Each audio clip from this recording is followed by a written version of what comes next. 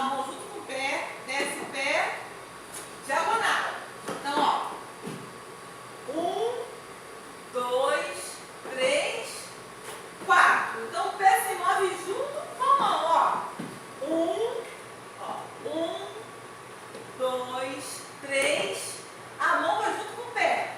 4, eu estou para a diagonal. Agora eu vou para aquela diagonal, perna direita. 5, 6, 7, 8. Continuando.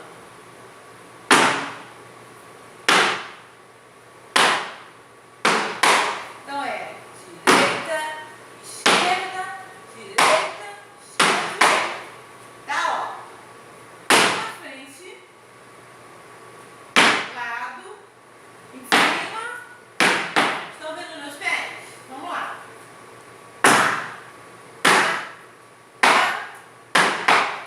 Depois teve que fazer o encerramento da letra. Letra base cantada.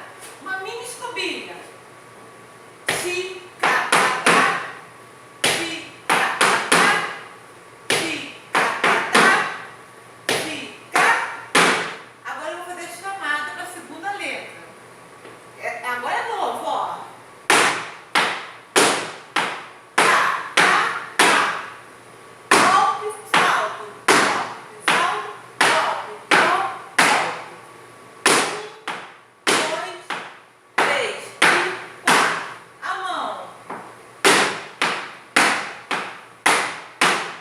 Isso aqui já é um sinal com música, ele já sabe que eu estou chamando o cante, tá? Ó.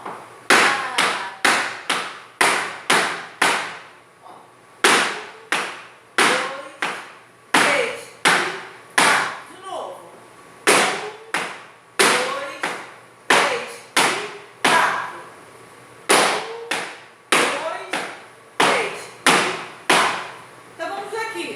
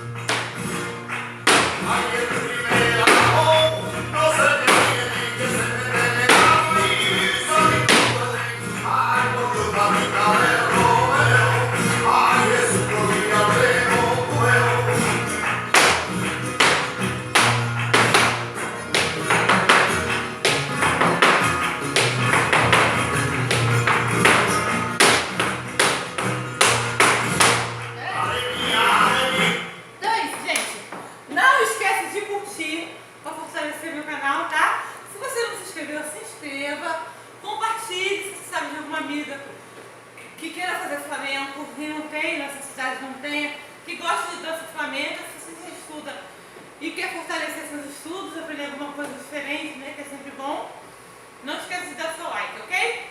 Beijo, até a próxima aula!